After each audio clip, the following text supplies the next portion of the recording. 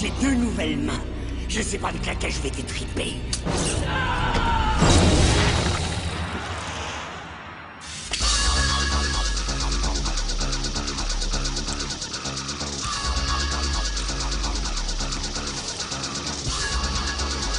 Bonjour à tous, ici Mister Cult. Au programme aujourd'hui, tu as le lancer de disque, le lancer de javelot, et maintenant tu as le lancer d'humain.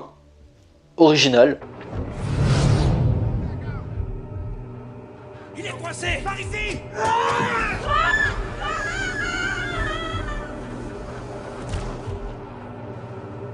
Vous êtes prêts? C'est parti pour Blade.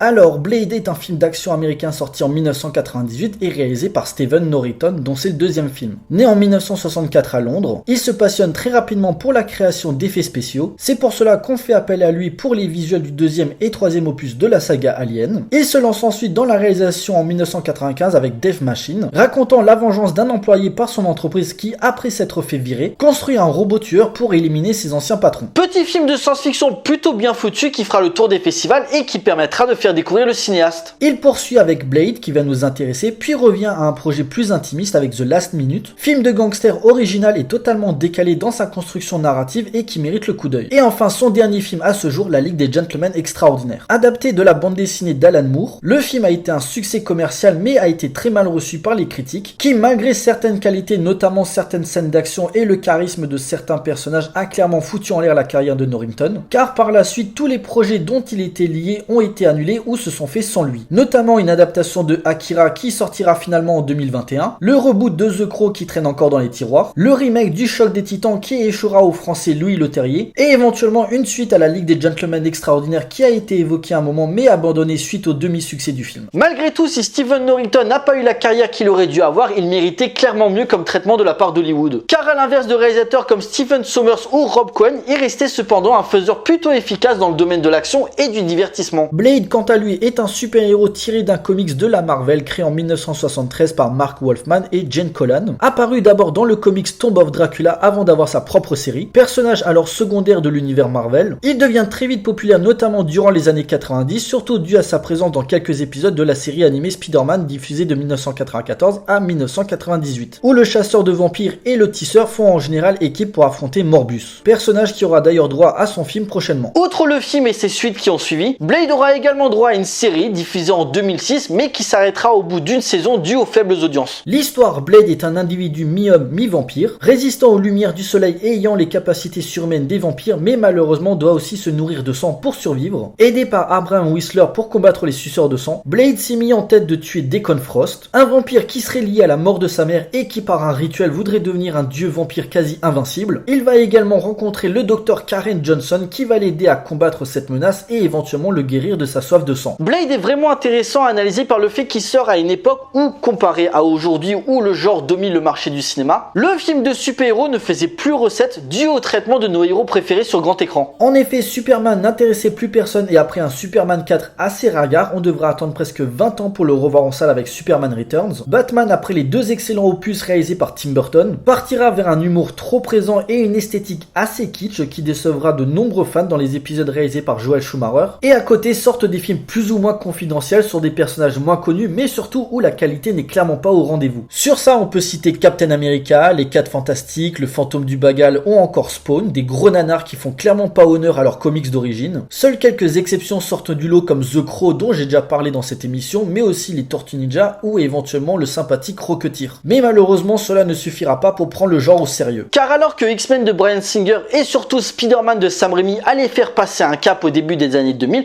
existait Blade qui, avant la trilogie Dark Knight de Christopher Nolan, proposait déjà un personnage sombre et à la violence graphique beaucoup plus prononcée. Car Blade se démarque de ses confrères par une volonté de ne pas proposer un simple film d'action, il veut également en faire un film d'horreur tout en modernisant la figure iconique du vampire. Dès le début du film, on suit un homme se faire chauffer dans une voiture par ce qu'on pense être une vampire, interprétée par l'ex-pornostar Tracy Lords, pour ainsi inviter le spectateur dans un nouveau monde, plus attirant, plus sexy, mais aussi plus dangereux, en entrant dans une discothèque portant le nom du Blood Club, ça ça ne s'invente pas, pour une soirée sanglante que le mec n'est pas prêt d'oublier. A noter durant cette scène que Stan Lee, qui fait un caméo en général dans tous les films Marvel, joue un policier arrivant après la fusillade, mais que le plan le montrant a été coupé au montage. Néanmoins, on peut voir son nom car il est cité comme producteur du film. Scénarisé par David S. Goyer, qui a notamment travaillé sur Dark City, la trilogie Dark Knight ou encore Man of Steel, Blade est une grosse production assez ambitieuse pour l'époque où se mêlent diverses intrigues, le combat de Blade contre les vampires, les sombres dessins de Deacon Frost ou encore l'aspect scientifique personnifié par le personnage de Karen, qui traite le vampirisme comme une maladie plutôt qu'une légende urbaine pour essayer d'en trouver un remède. Bien sûr, outre ces thématiques, la vraie force du film réside surtout dans ses scènes d'action parfaitement chorégraphiées, où les arts martiaux plutôt que les combats de rue commençaient à devenir la norme à Hollywood, sachant que Matrix allait arriver un an plus tard pour confirmer cette direction. Par des effets de style et une esthétique assez brutale dans le montage, Blade trouve toujours un moyen parmi les combats et le côté hardcore qui en ressort pour mettre en valeur son héros. Un côté à la cool, comme on aime bien le dire, accentué par le charisme de son acteur principal. Car on va pas se le cacher, qui d'autre que Wesley Snipes pouvait interpréter le célèbre chasseur de vampires? C'est clairement le rôle de sa vie. Il est imposant, son physique est bien mis en valeur et sa maîtrise des arts martiaux en faisait sans aucun doute l'acteur parfait pour jouer le personnage Marvel.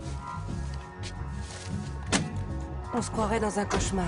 Oui, mais ce soir, il y a plus dangereux que les vampires. C'est quoi? C'est moi. Malgré son aspect fantastique, Stephen Norrington essaie de dépeindre son histoire dans un univers assez réaliste, tourné en grande partie à Los Angeles, privilégiant les plans en extérieur. La photographie propose un décor assez urbain, filmant beaucoup les gratte-ciels pour laisser placer la menace, et en même temps les rues sombres ou les souterrains pour accentuer le fait que les vampires peuvent se faire passer pour des humains, se fondant dans la masse pour ainsi tuer leur proie au moment choisi. Blade, moi et quelques autres, nous essayons de faire en sorte de ne pas la faire déborder dans les rues. Mais quelquefois, il arrive que des gens comme vous se trouvent au milieu des tirs. J'ai un échantillon de leur sang. Je vais aller l'apporter à la police Ils tiennent notre police. Vous devez vous rentrer dans la tête qu'ils sont partout. Vous en avez sûrement côtoyé sans le savoir, en étant dans un bar ou dans le métro.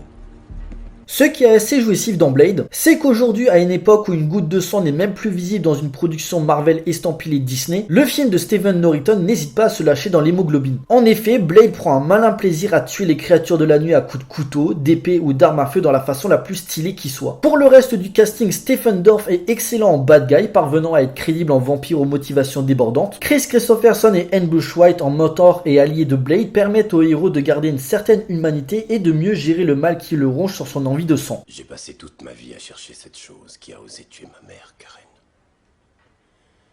Et fait de moi ce que je suis. Alors à chaque fois que j'écrase un de ces monstres, je sens que je récupère un peu de mon humanité. Et vous voudriez que j'essaie d'oublier toutes ces choses.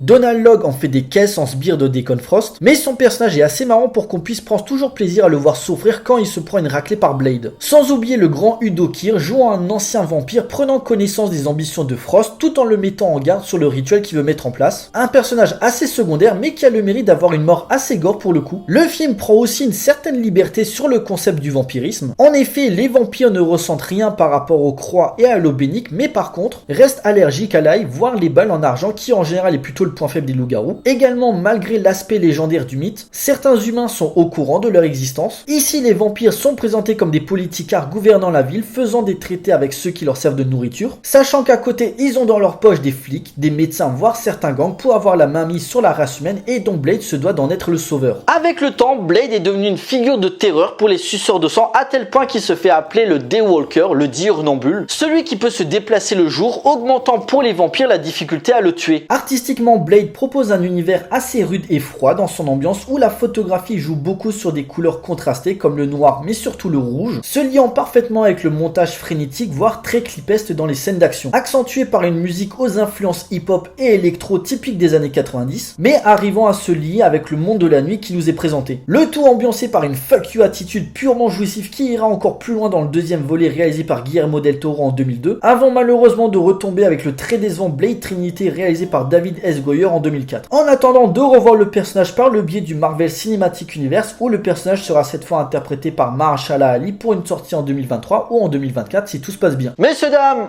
Il est l'heure de conclure. Avant la déferlante du genre super-héros qui nous est tombée à la gueule depuis la dernière décennie, Blade fait figure d'ovni en se présentant comme un pur condensé d'action et où le gore et le sang coulent à flot, se permettant d'être une œuvre cinématographique avant d'être un produit purement marketing pour plaire à un large public. Et si on peut reprocher un scénario simpliste et des personnages archétypiques au possible, l'intérêt est ailleurs. Car Blade compense ses petits défauts par un rythme nous tenant en haleine du début jusqu'à la fin, des effets spéciaux efficaces qui vieillissent encore très bien, sans oublier le mix des genres liant le symbole du super-héros au genre horrifique et au film de kung-fu, gardant un certain équilibre dans la gestion de ses influences tout en essayant d'être le plus réaliste possible dans un univers purement fantastique. Plongeant dans un esprit d'innovation par sa volonté artistique de proposer un film de super-héros plus mature et moins tout public, Blade reste une expérience divertissante et généreuse malgré un dernier acte un petit peu bâclé, mais avant tout Blade est un divertissement redoutable porté par un acteur au top de sa forme et qui encore aujourd'hui dispose d'une certaine aura auprès des fans de comics. Confirmant le fait qu'il est sûrement le film de super-héros le plus fun et le plus jouissif des années 90 par sa violence graphique, ses combats bien vénères et son esthétique très bande dessinée retranscrivant parfaitement l'univers du personnage. Blade est un film culte à découvrir d'urgence.